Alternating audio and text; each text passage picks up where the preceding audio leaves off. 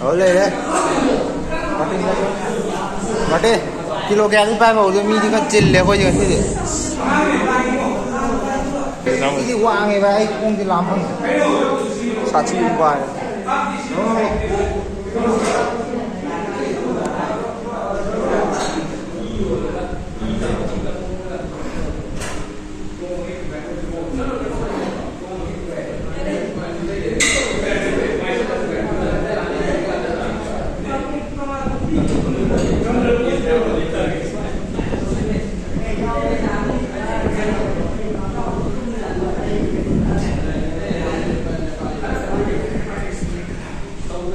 Sini view ni.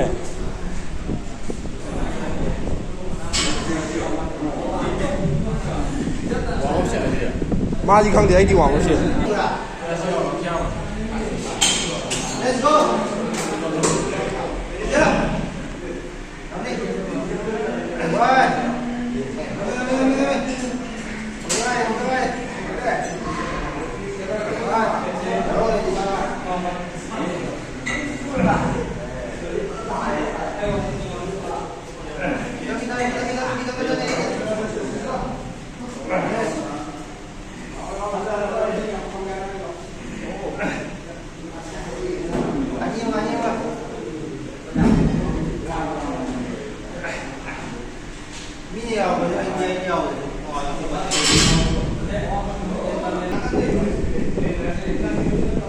Kilo kutra mah tu kita ni heman dulu mau dah tu kutra tu lagi ter.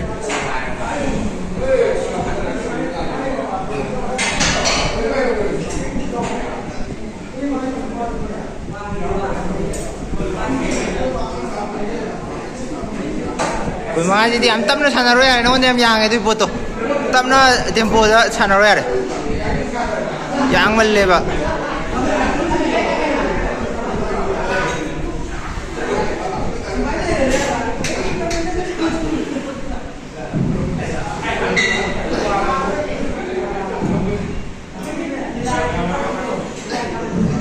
Aja.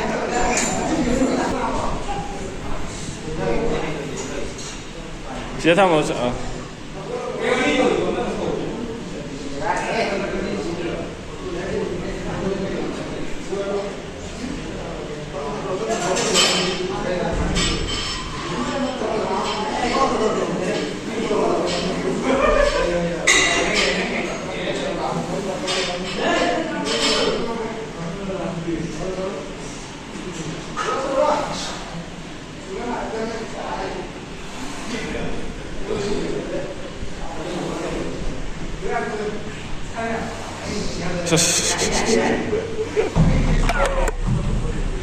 Low battery ni macam mana je?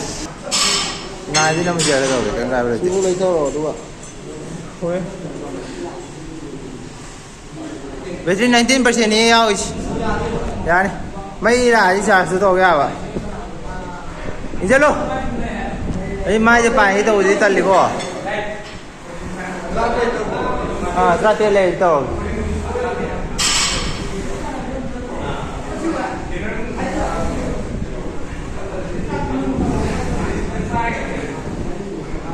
Rati lagi kau malu.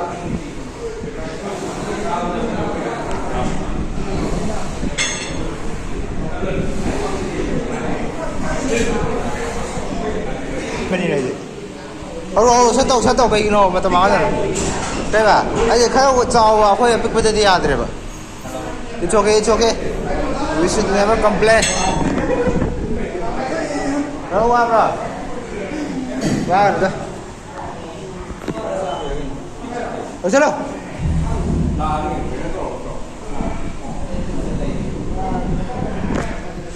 Sini tu. Ah.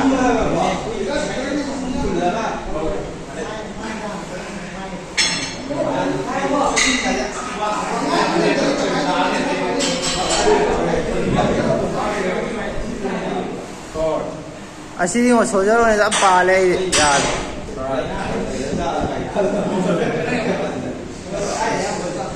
Rồi thật ra là cái này không xôi cái nó sắp tu.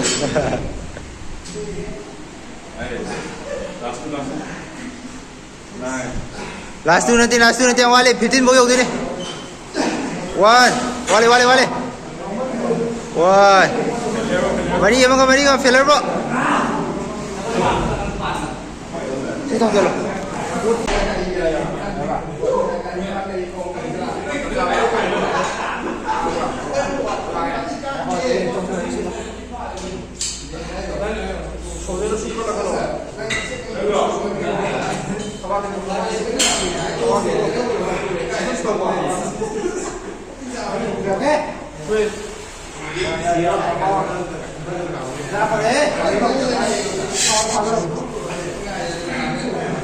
Food ko lang ka no? Food ko lang ka no, tingo?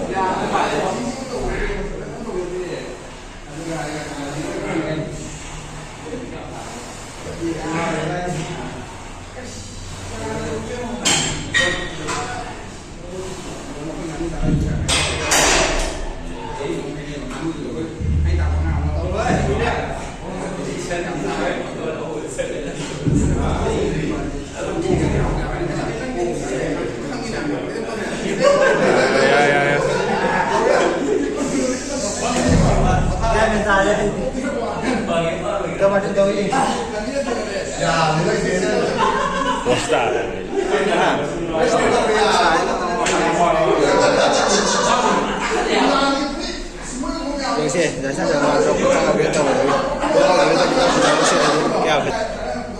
Ano na mo siya? Ano na mo siya?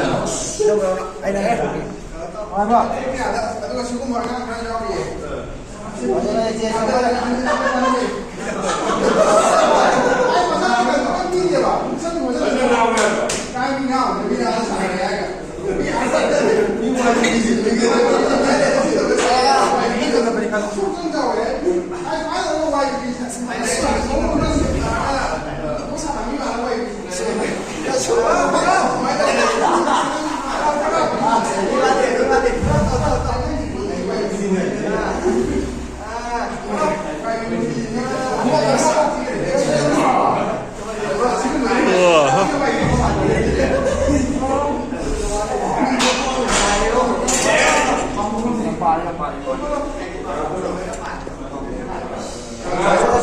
जल्दी से करो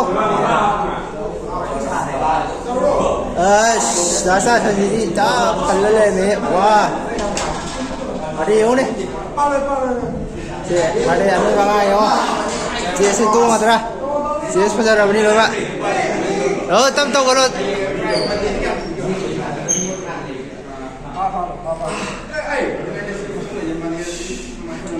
अरे ऐसी कौन तो कौन सी न्याय जी का दोनों no Sirete kan pa rồi cô ấy. Nó đâu phải nó rete pa từ vị lại gì đâu à? Ở chỗ rete để thầm mà xin cái pa thầm mà cái cái mà. Năng này mới xài cho cái nó ạ.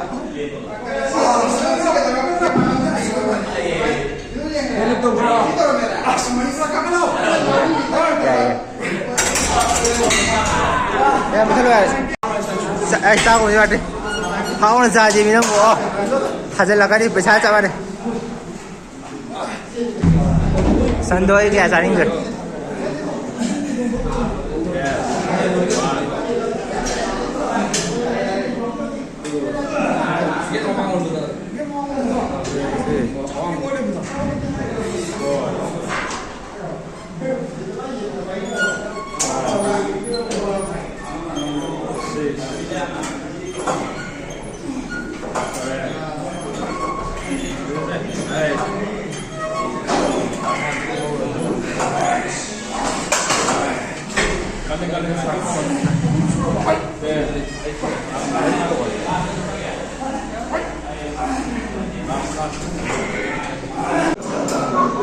Kilo kunyit awal ini je.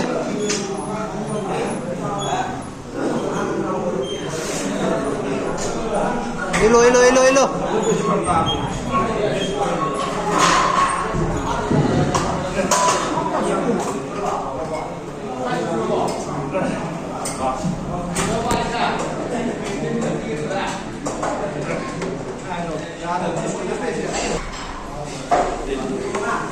Chalo. video na me de setu gi jibre la ko de mi ti ji da le me shi ai nam ta ma ji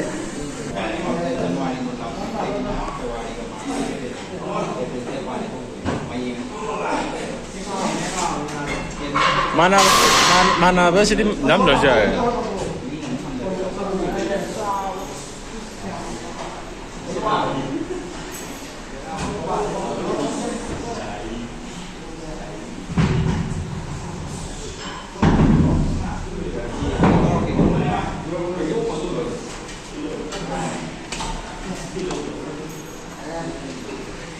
Padre hơn thì nó khá không phải dân đó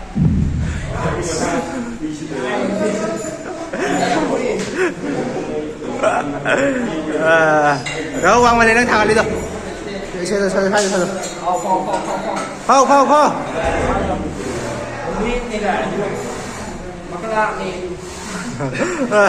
nó khô nhiều đi sao đây giàu à cái gì nhiều đi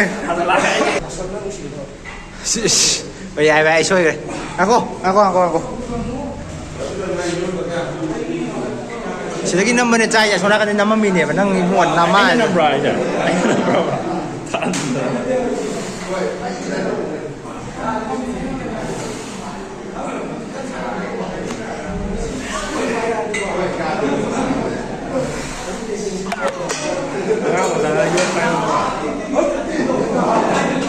Ya, kesukaan deh, masalah suun babu.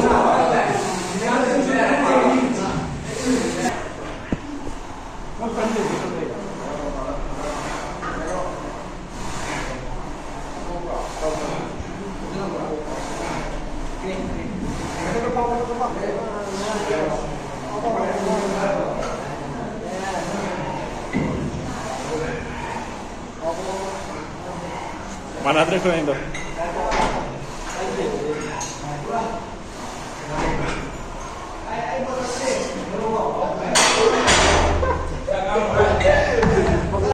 Xin ông mày anh nuôi cho cả chúng ta cho kể quả nước này và tiền gì sẽ là video mà xem kia là khăn lệ vậy nào video chỉ comment tao có cái mà chúng ta có cái max push up compilation mà xem gì vậy có cái push up chế max nó cái hàng tao muốn cái gì thua gì vậy cái dù hắn cái gì gì thua cái quả hắn anh là sana khăn cái gì đấy cái đúng là nuôi cái dù cái hàng cái đó sẽ đấy thua rồi vậy push up hay là có cái gì tao có đó clean push up tiêu đó vậy nakrang mà vào thà đó đó thì thà ra lại đi nó adu ya de ko push up thaba chụp phải thà đó cái đó vậy thì yam bay yam đó vậy cả thế yung mo ay January da push-up kuntere tawbi bai thagalakhi ne status hausi ko kuntra yobo gamdri ba ai kamai tawbi me gyan tadre hoi ai cutting ga tawgi isa budi khar sonjal le ba adugi oira kai no gyan tadre ba do ai da aina hajening je yam ba yam da ta ka ta de sine ba adidi mi masa ge khara khena ngam buju le jam ni ko adu ga yam ti phare ado si sumai tawre je adai noi ai ga khangna da ba noi na mana bo ga ju ya hol lo ga ju ka ba leite chăm chăm mà phụ nữ đã phơi push up kem ngầm cái gì cũng như thế này for example ai cái tin là đi với mà nó bây giờ Martin cái video đó cái này